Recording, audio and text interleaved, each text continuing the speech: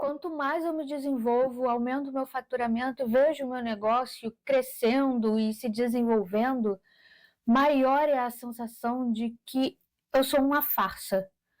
Você se identifica com isso? Por fora, as pessoas até te veem como uma referência, como um exemplo, mas por dentro você esconde um segredo.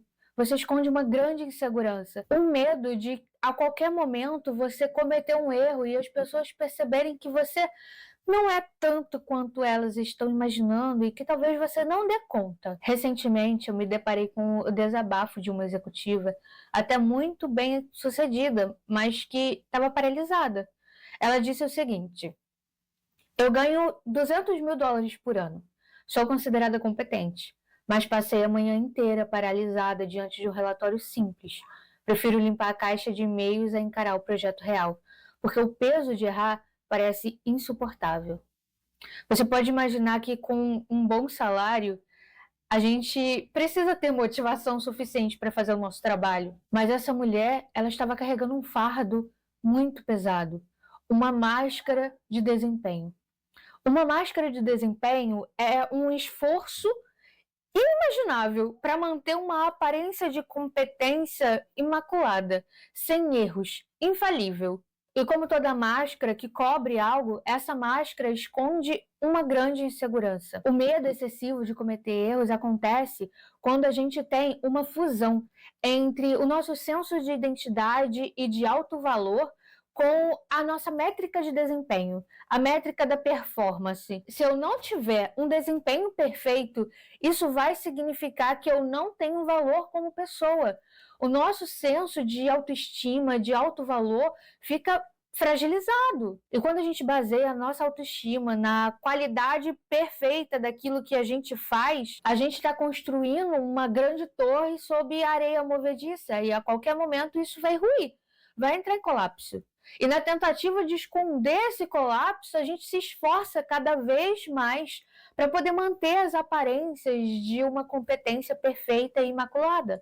Mas isso tem um custo caro, que é cobrado em pequenas parcelas com juros abusivos. Se você está se identificando, mas ainda não tem certeza se você realmente está sob esse jugo dessa máscara de desempenho, eu vou te contar 6 características, sinais que podem te ajudar a mapear e se identificar nessa situação. Mas antes, eu preciso fazer uma apresentação.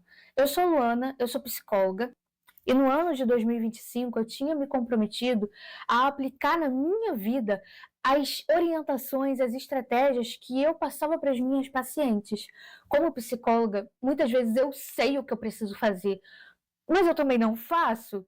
Com esse compromisso que eu fiz comigo mesma em 2025, eu fui trabalhando meu emocional, minha vida financeira, e posso te dizer que melhorei muito.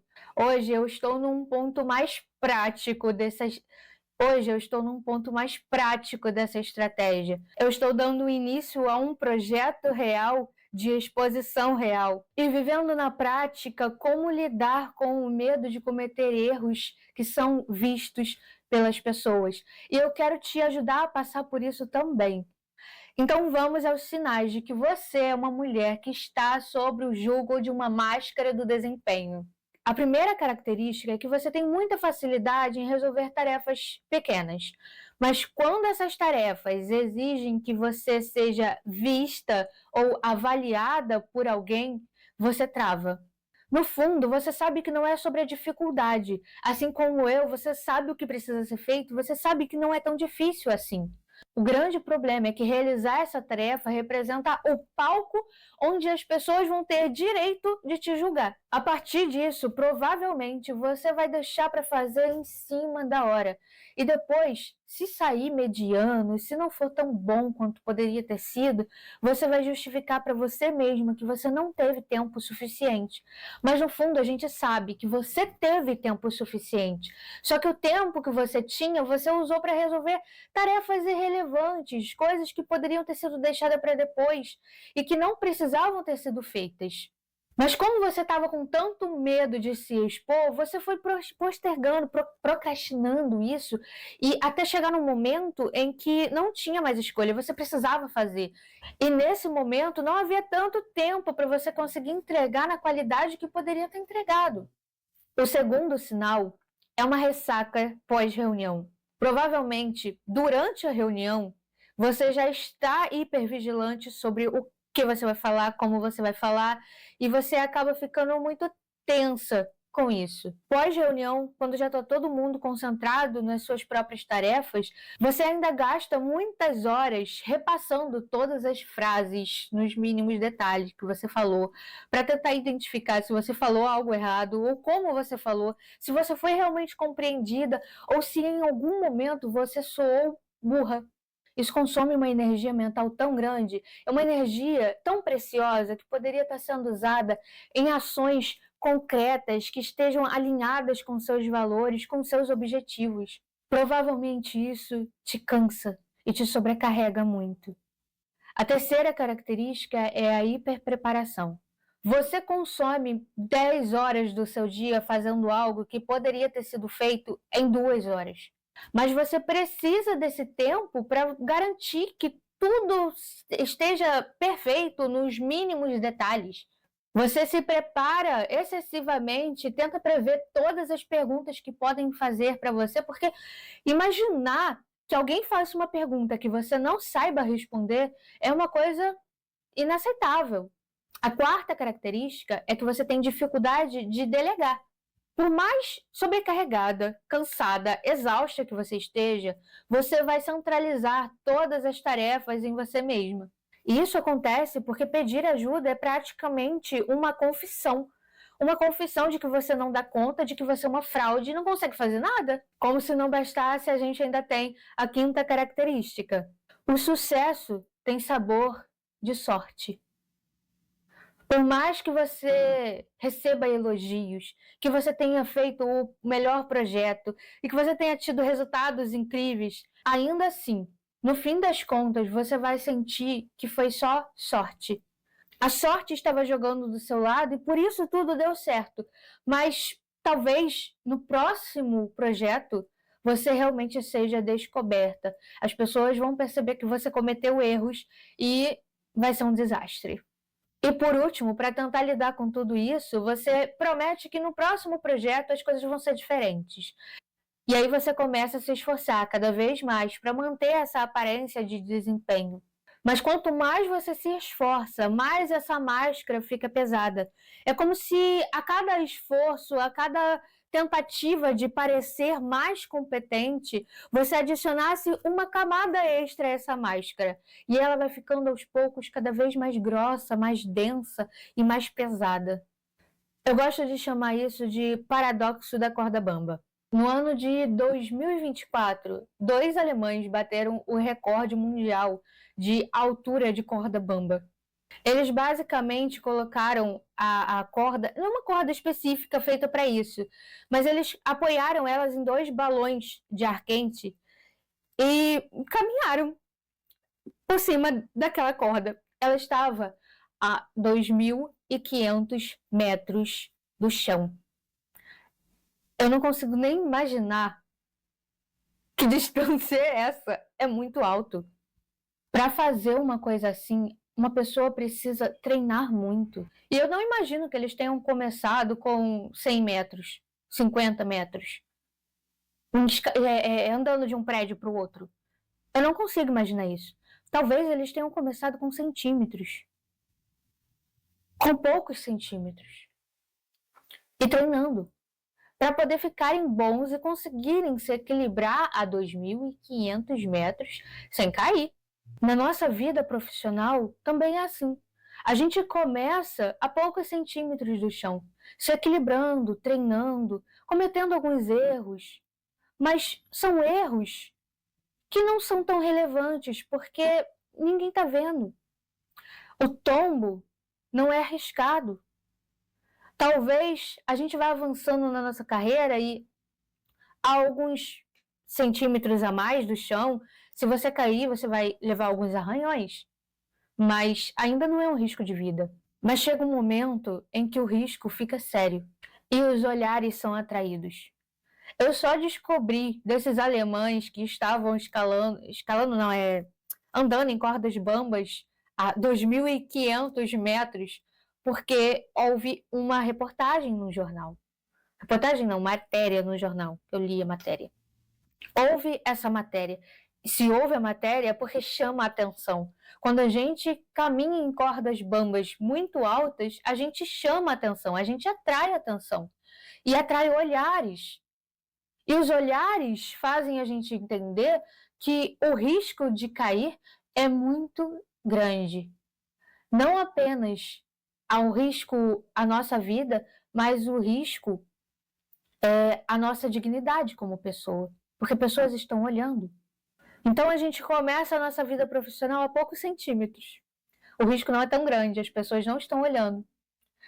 Mas a gente cresce. E você cresceu, não é? Agora, a uns 50 metros de altura, o vento atrapalha um pouco, a corda parece muito mais fina, mais instável, mais perigosa. E o tombo parece que é fatal. Você consegue fechar os olhos e imaginar a que altura a sua corda bamba está hoje? Qual é a pior coisa que pode acontecer se você cair? O tombo na nossa mente parece até fatal.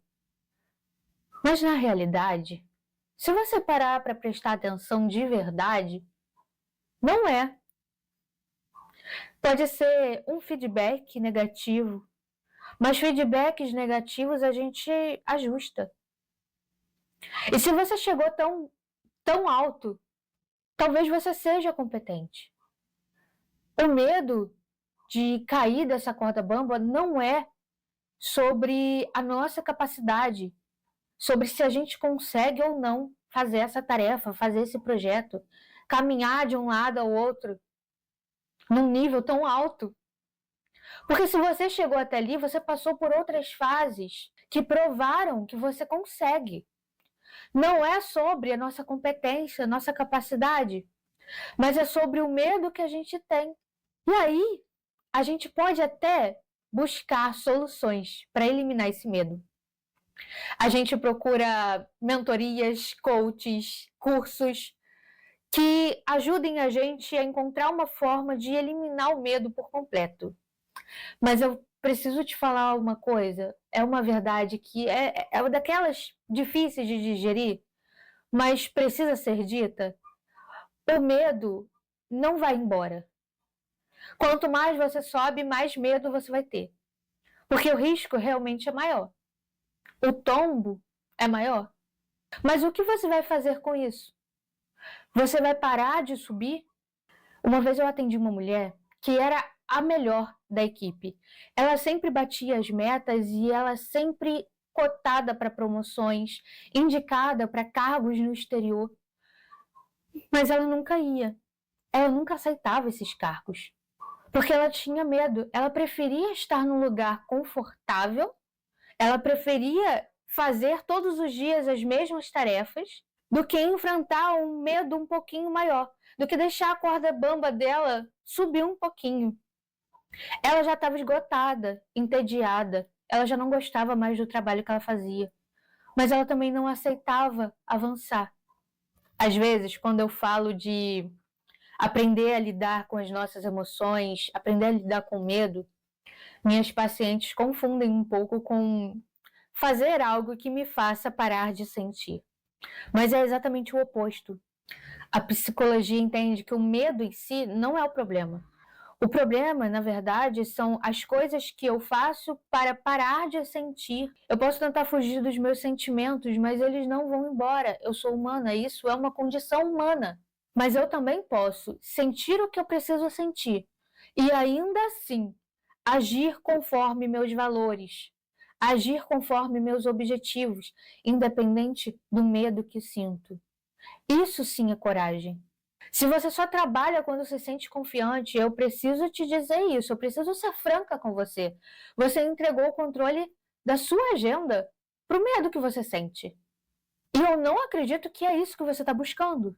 A solução para lidar com o medo é agir apesar do medo.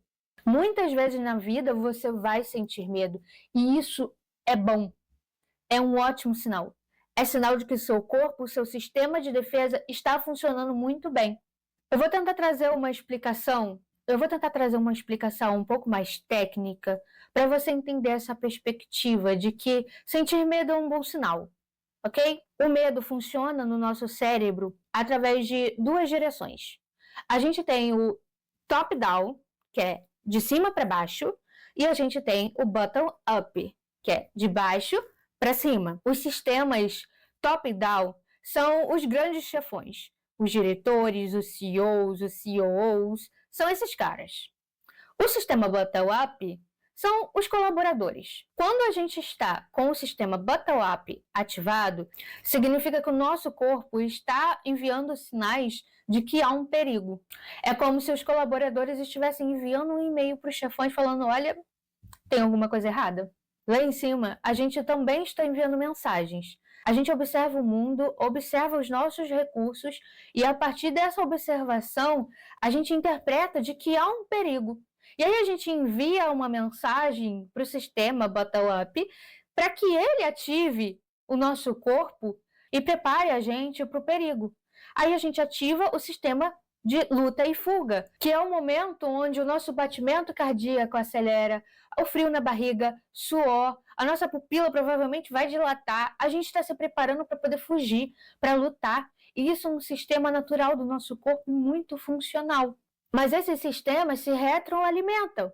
O nosso corpo envia para o nosso cérebro: tem algo errado. Nosso cérebro envia para o nosso corpo: é verdade, tem algo errado.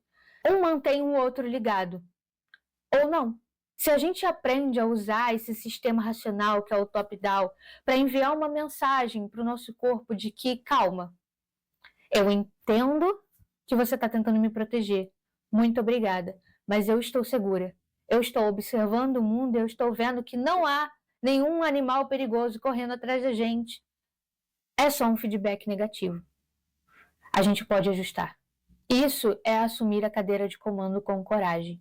Muitas vezes você vai precisar começar a agir, ainda com o seu corpo ativado e dizendo: há um perigo, há um risco, mas você vai precisar continuar apesar do risco, apesar do medo, apesar das emoções que você está sentindo, sem precisar tentar desligar ou esconder. Eu falo isso também de uma posição de experiência própria. Eu também tenho medo de fazer muitas coisas na minha vida, mas isso não significa que eu não seja competente para fazer essas coisas. Só significa que eu tenho medo, mas eu posso fazer, mesmo com medo. Sentir medo não é um sinal de que você não consegue. É só um sinal de que você é um ser humano. E você tem medo. Mas se você se reconhece nesse ciclo e sente que está presa nele, você não precisa enfrentar isso sozinha. Eu deixo o convite para uma sessão de avaliação onde a gente vai entender o que está te travando e desenhar o caminho para que você retome a cadeira de comando da sua vida. O link está na descrição ou no primeiro comentário fixado no vídeo. Eu te vejo na próxima semana.